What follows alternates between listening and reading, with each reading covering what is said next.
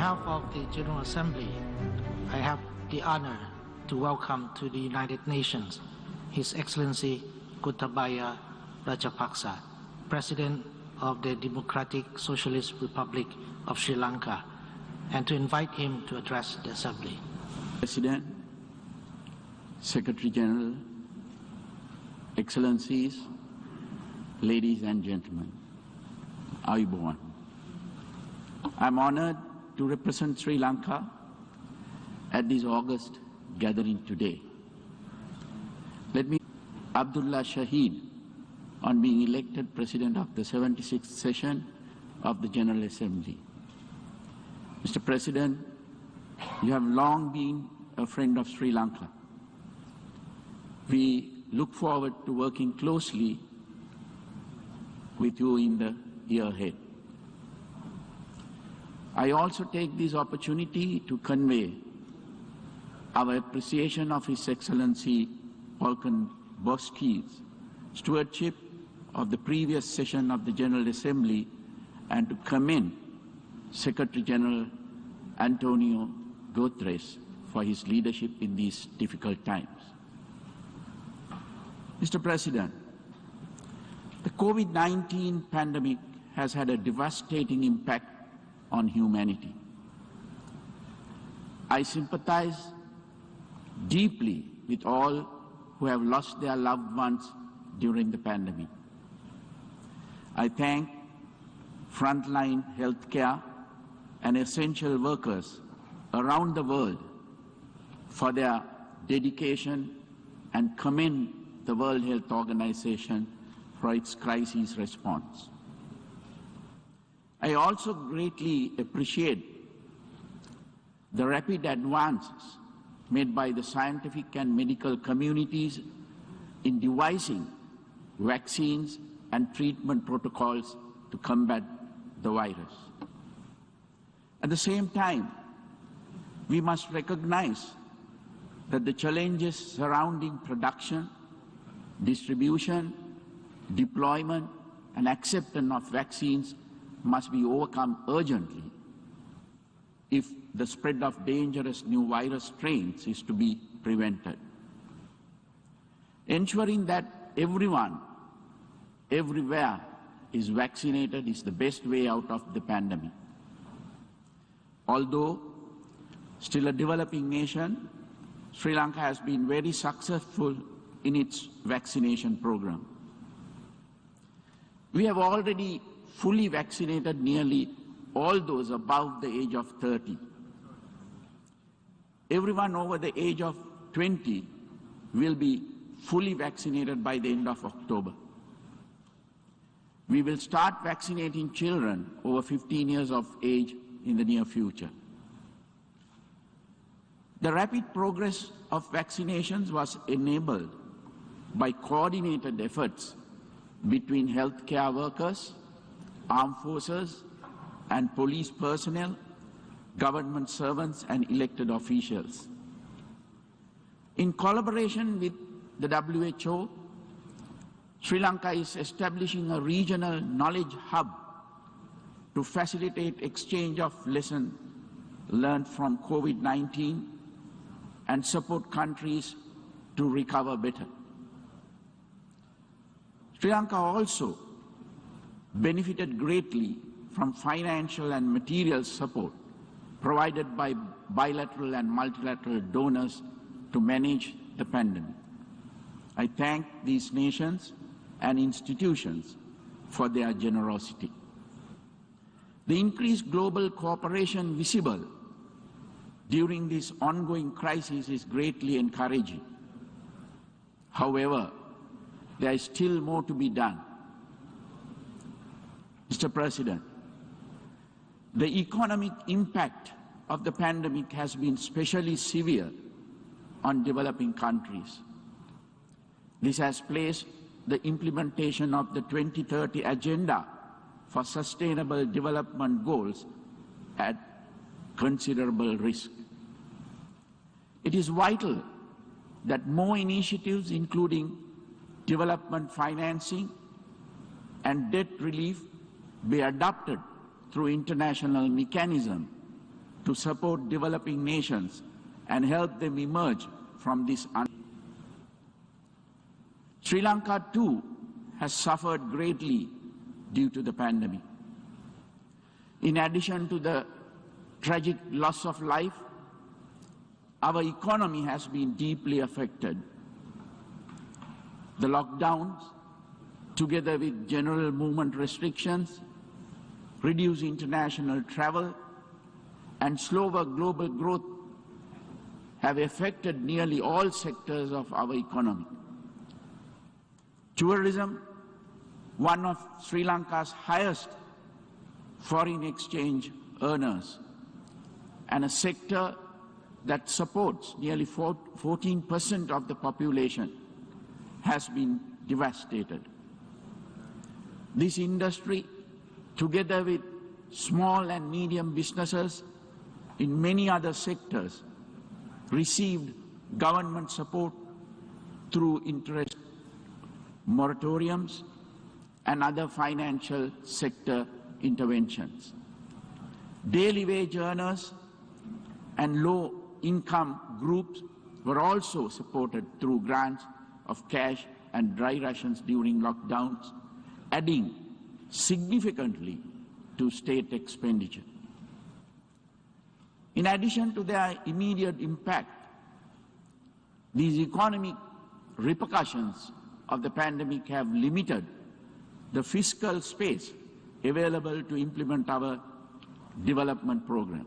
Mr. President, as devastating as the consequences of the pandemic have been to humanity, the world faces the even greater challenge of climate change in the decades to come. As emphasized in the recent report by the Intergovernmental Panel on Climate Change, the unprecedented effect of human activity on the health of the planet is deeply worrying. Addressing the grave threats posed by climate change and the loss of biodiversity requires decisive and urgent multilateral action. As a climate-vulnerable country, Sri Lanka is deeply aware of the dangers of climate change. Sri Lanka's philosophical heritage, deeply rooted in Lord Buddha's teachings, also emphasizes the vitality of preserving environmental integrity. It is in this context that Sri Lanka is a Commonwealth Blue Charter champion and leads the action group on mangrove restoration. Through the adoption of the Colombo Declaration on Sustainable Nitrogen Management, which seeks to have nitrogen waste by 2030, Sri Lanka has also contributed to global efforts to reduce environmental pollution. Having participated virtually in the pre-summit held in April, I trust that the United Nations Food Summit later this month will result in actionable outcomes to promote healthier, more sustainable and equitable food systems globally. Such outcomes will be crucial to human health as well as to the health of our planet. Sustainability is a cornerstone of Sri Lanka's national policy framework because of its impact on soil fertility, biodiversity, waterways and health. My government completely banned the use of chemical fertilizers, pesticides and weedicides earlier this year. Production and adoption of organic fertilizer as well as investments into organic agriculture are being incentivized. I appreciate the encouragement received from many global institutions and nations for our efforts to create a more sustainable agriculture in Sri Lanka. The conservation of our environment is one of our key national priorities. We aim to increase forest cover significantly in the coming decades. We are also working to clean and restore over 100 rivers countrywide and to combat river and maritime pollution. We have also banned single-use plastics to support ecological conservation. Sri Lanka recognizes the urgent need to reduce use of fossil fuels and support decarbonization. Our energy policy seeks to increase the contribution of renewable sources such as solar, wind, and hydropower to 70% of our national energy needs by 2030. Mr. President, Sri Lanka welcomes the support of the international community as it engages in the task of reviving its economy and carrying out its national development program.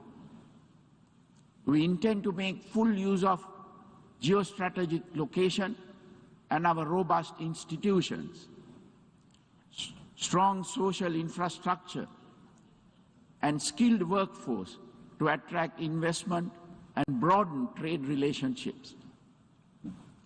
My government is focusing on extensive legal, regulatory, administrative, and educational reforms to facilitate this and to deliver prosperity to all our people.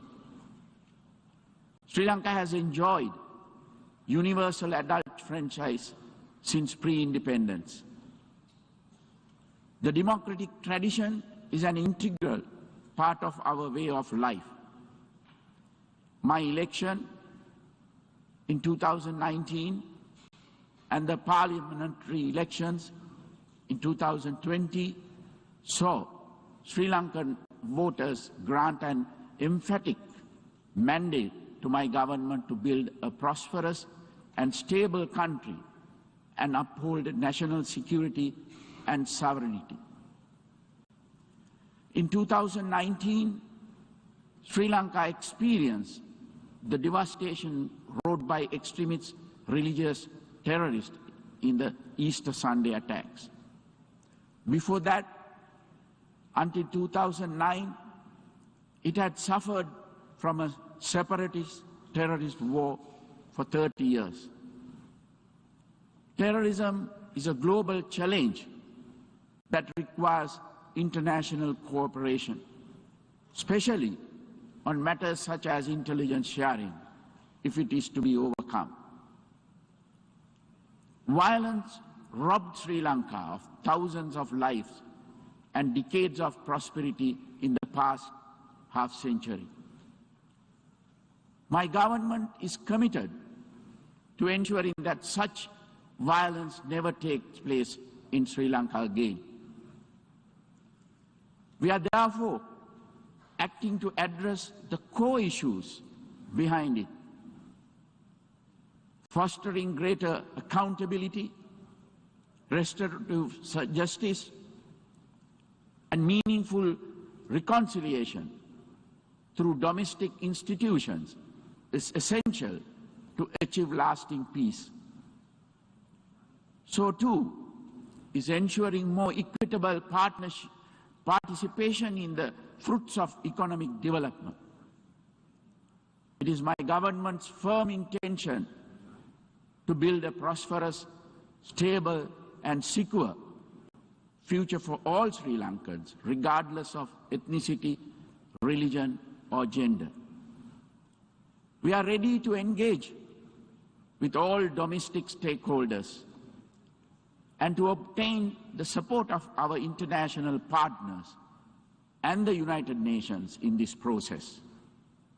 However, history has shown that lasting results can only be achieved through homegrown institutions reflecting the aspirations of the people. Sri Lanka's parliament, judiciary, and its range of independent statutory bodies should have unrestricted scope to exercise their functions and responsibilities.